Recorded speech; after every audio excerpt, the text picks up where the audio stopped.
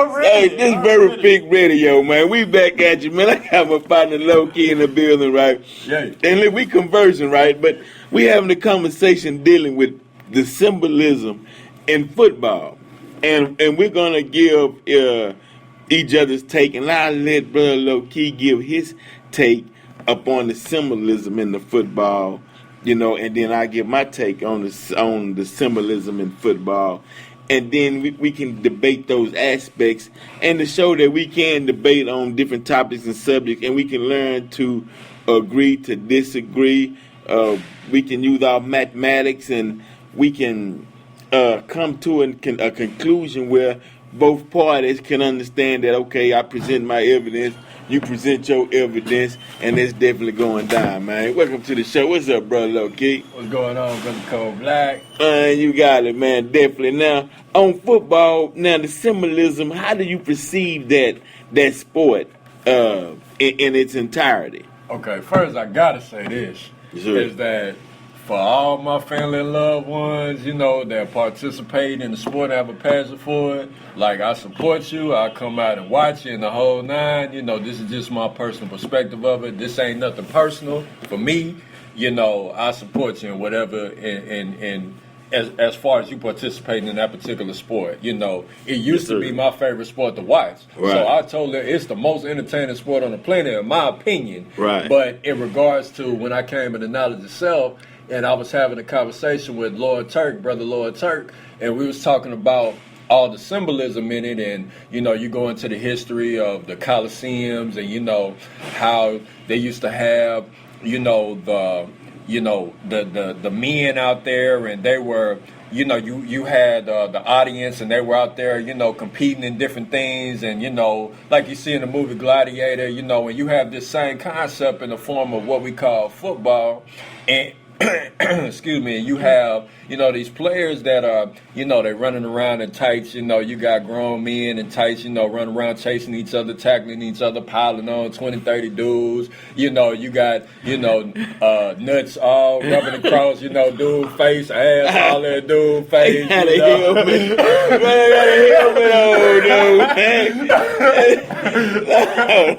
Talk about it, man. But let me ask you this. Could they get a 4.440 or 4.640 in jeans? Don't that help them move the leg for the speed? I mean, they can they be out there with some basketball shorts or something, man? With some, they can have something to protect their legs, man. But why they gotta be out there in tights, man? Because women love to look at that, man. But the men looking at it too, but they taking it in subliminally. You looking at some men running around chasing each other in tights, throwing around a turd, bending over in front of each other on the hike. What hike?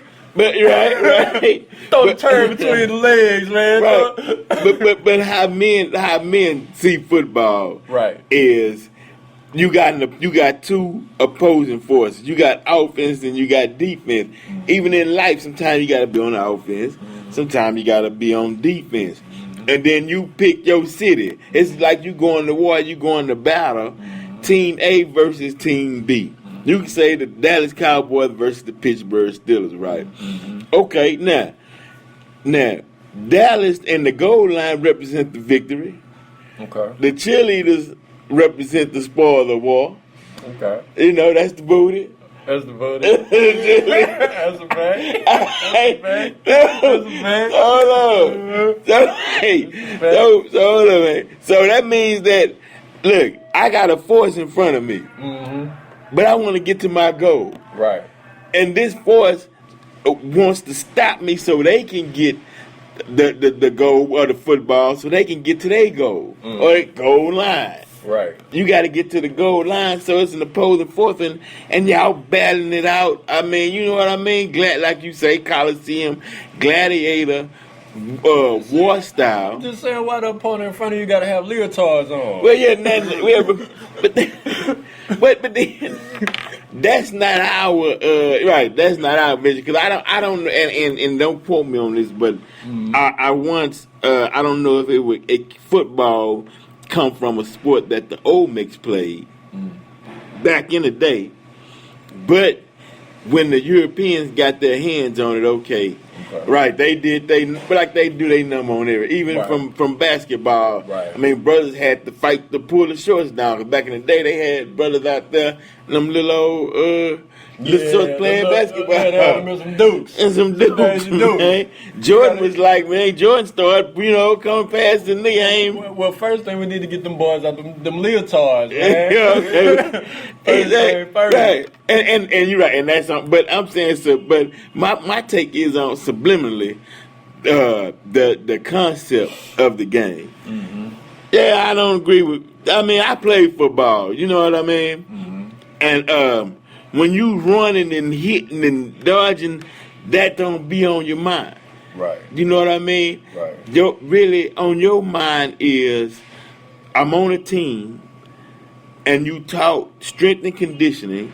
Then you taught to, no matter what, you don't quit. You know what I mean? Excuse the French, but the coaches, when you tired, they tell you suck up a nut. Right. Keep going. Right. Keep pushing. Right. You know what I mean? Get to Right. that goal line, and Right. people, and you getting pounded, you getting hit, man, from left and right, Right. shoulder You pad, ain't lying about getting pounded. bow, helmet, but not on the home. Okay, again, hold on, I'm gonna give you an example. Michael Sam, right? Was that the homosexual dude? Yeah. He had the Homosexual. He had the hard on when he With came the- out on the field. And what? Because he was excited to see other dudes in leotards. He was excited. Did what happened to his career? I don't know. I don't watch football. Not no more. He didn't make the team. He didn't make the He team. didn't make the team. Yeah. And this is my personal view. Okay. It's because most. No, hold on. Let me explain this. In let's say the early days of football, leading up to the middle 2000s, Okay. that wasn't allowed in football. Right. Men wasn't. It was a man's sport. It was a man's game. Right. Men didn't allow that activity into the game. Right. Now you right. Now okay. Now I don't understand. And they showed a picture of what's the quarter of Carolina Panthers. Man, it's on the tip of my tongue. Cam Newton had them in a funny outfit, man, flooding and Wow. looked like he had a woman's hat on or whatnot. Wow. I don't understand the style and the skinny jeans and the whatnot. Right. Yeah, that is taking over the culture. Skinny jeans is so men can show off their figure. See, I don't. That's man. that's not our thing, bro. Man, I don't know where that come from. That's quite odd and quite weird for you guys out there trying to show off your figure like women. Yeah, that's all. You Yeah, need to check yourself, man. Check your nuts. yeah, Jack. Don't. Yeah, the tights and the whole nine. I ain't with that. You know what I mean? That's not our thing. You know what I mean? Right. But I'm talking about the concept of life. Mm-hmm. You know, the thing about life is that you're going to have obstacles in your way. You got to fight through it. No pain, no gain, and you're going to get tired. You got to find that second win. You have to keep pushing.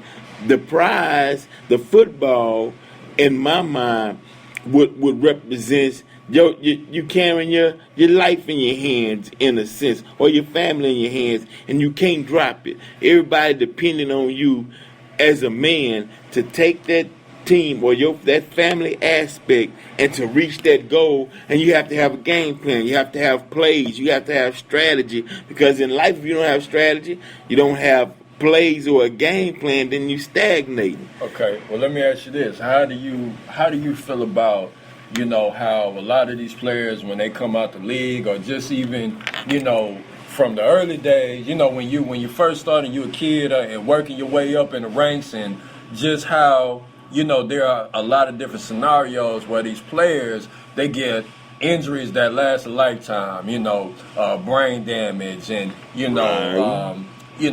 and you hear all these stories, these horror stories on what the game did to their constitution. How you feel about that?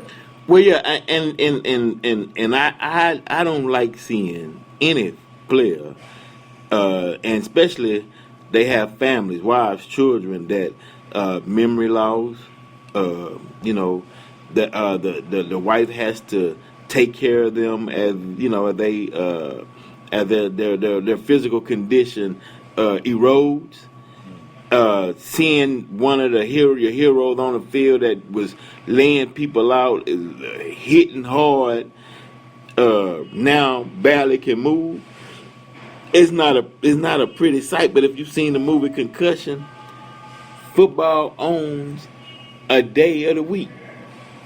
Mm-hmm. You know, mm-hmm. but hey, that's what it is. You know, I don't like seeing that, and I wish, you know, that's the ugly side of the game. Right. But the what we call in the hood was football was a rite of passage. You know, you put him on the field and let him know, man, you got obstacles. You better hold your head up and go get it, hit it, right. fight. But so yeah, you know what I mean. Right. It's hard to see them at a later stage in their lives, and they in wheelchairs due to the game. Right. Can't remember, kill themselves, donate their brain to science so people can study this actual disease, CTE. Right. Hey man, yeah, that's the bet.